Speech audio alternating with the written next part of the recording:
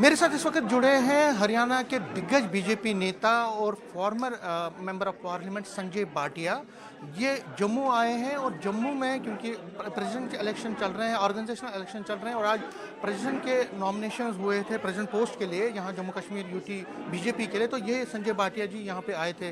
भाटिया जी, news 18 से बात करने के लिए आपका बहुत ही बहुत धन्यवाद। सबसे पहले आज की प्रक्रिया जो हुई है उसमें आपने, क्योंकि आप रिटर्निंग ऑफिसर हैं, क्या क्या आपने किया है और क्या क्या आगे चल के है? कल 22 तारीख को हमने एक वोटर लिस्ट जिसके बेस पर प्रदेश अध्यक्ष का चुनाव होना था, ऐसे 101 वोटर्स की लिस्ट हमने यहाँ पर भाजपा कार्यालय के अंदर चस्पा की और आज का प्रोग्राम दिया कि 12 बजे से लेकर 4 बजे तक कोई भी नॉमिनेशन प्रदेश अध्यक्ष के लिए कर सकता है और 5 से लेकर जितने भी फॉर्म आएंगे 5 से लेकर 7 के बीच में हम उसकी स्क्रूटनी करेंगे। इस पर राष्ट्रीय परिषद के भी मेंबर वो भी अपना नॉमिनेशन करेंगे। कल 12 बजे जो भी होगा चुनाव होगा या अगर कोई और फॉर्म नहीं आता तो सर्वसम्मति से घोषणा होगी। ये जो नई टीम भी अब बनी है ब्लॉक स्तर पे, मंडल स्तर पर और अब प्रेसिडेंट के लिए, तो आपको क्या लगता है कि जो नया प्रेसिडेंट बनेगा उसके लिए चुनौती जम्मू कश्मीर के संदर्भ में क्या क्या रहेगी? नहीं, मैं समझता हूँ कि हमारी भारतीय जनता पार्टी एक अलग से एक ऐसा राजनीतिक संगठन है जिसमें हमेशा टीम वर्क चलता है। पुरानी टीम वर्षों से, सदियों से, अभी आप देखिए यहाँ पर खजूरिया जी बैठे हैं, हमारी जितनी आयु है उतना उनका राजनीतिक अनुभव रहा है। ऐसे लोग, हमारा निरंतरता चलती रहती है, एक के बाद एक नए कार्यकर्ताओं को नए कार्यकर्ता भूमिका में आते हैं, लेकिन टीम काम करती है। जम्मू कश्मीर की अगर हम बात करें तो जम्मू कश्मीर में पार्टी ने 29 सीटें जीती और पहली बार इतना बड़ा मार्जिन, हालांकि गवर्नमेंट में नहीं है। तो आपको क्या लगता है कि जो बीजेपी का या मोदी सरकार की जो वेलफेयर स्कीम्स हैं, क्योंकि आगे की चुनौतियां भी है, यहाँ पंचायत पोल्स भी होने हैं, डीडीसी पोल्स भी, म्यूनिसिपल पोल्स, तो आपको क्या लगता है बीजेपी के लिए क्या क्या चुनौतियां? मैं समझता हूँ कि भारतीय जनता पार्टी एक ऐसी पार्टी है जम्मू कश्मीर के पूरे रीजन के अंदर जिसके अंदर लोगों को विश्वास है कि अगर भारतीय जनता पार्टी स्ट्रांग रहेगी, शक्तिशाली रहेगी, तो जम्मू कश्मीर ताकतवर रहेगा।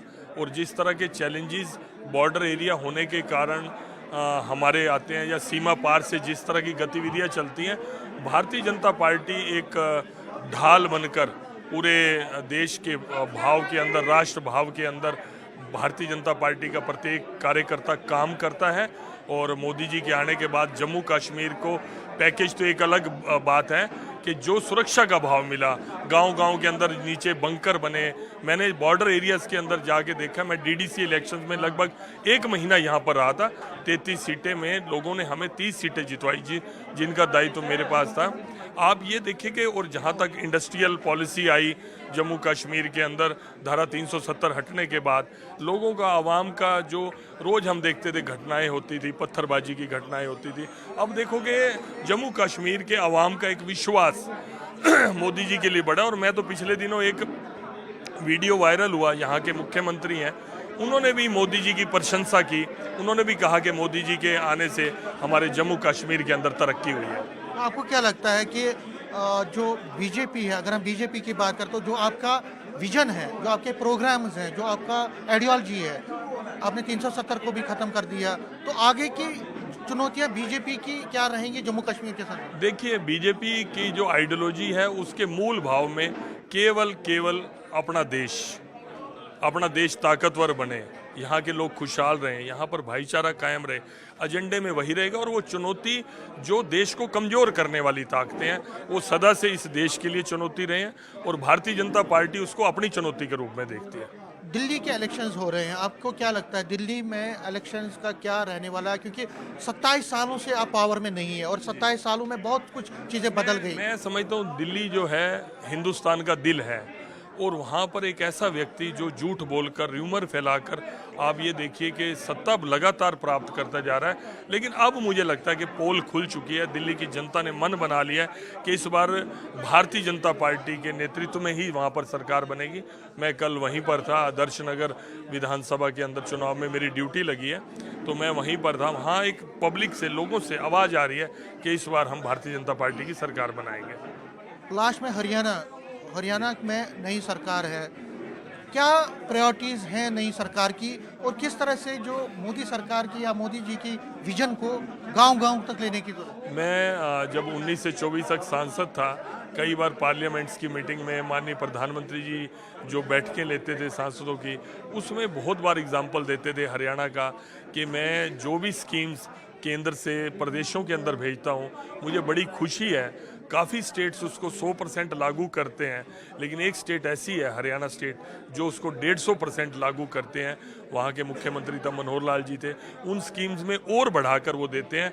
और अब जब हमारे मुख्यमंत्री नायब सैनी जी बहुत ही विनम्र, और उन्होंने उन सारे फैसलों को, उसी के कारण तीसरी बार एक इतिहास रचा।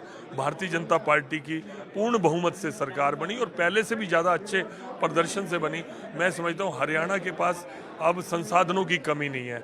हरियाणा के लोग जो हैं बहुत मेहनती हैं, मेहनत कश हैं, वो चाहे किसान हो, चाहे व्यापारी हो, चाहे उद्योगपति हो, सब लोग दिल से हरियाणा को आगे बढ़ाने के काम में लगे हुए हैं। और अपनी जितनी पॉपुलेशन हरियाणा की है, जितना क्षेत्रफल हरियाणा का है, उस तरह की स्टेटों में मुझे लगता है कि हिंदुस्तान में नंबर 1 है। क्या आपको लगता है कि हरियाणा के पूंजीपतियों को जम्मू कश्मीर में इन्वेस्टमेंट करना चाहिए, क्योंकि वहाँ पे अगर देखें तो इंडस्ट्रियल हब भी है कई जगहों पे, चाहे गुड़गांव है, बाकी तो उनको यहाँ पे भी अभी अभी मुझे लगता है कि वर्ल्ड जो है ग्लोबली एक हो चुका है। पूरी दुनिया के इन्वेस्टर्स, पूरी दुनिया के उद्योगपति हिंदुस्तान में लगाते हैं। कई लोग बाहर बांग्लादेश में जा रहे हैं, कोई चाइना में जाता है। सब लोग, पूरी दुनिया मुझे लगता है एक परिवार की तरह हो चुकी है।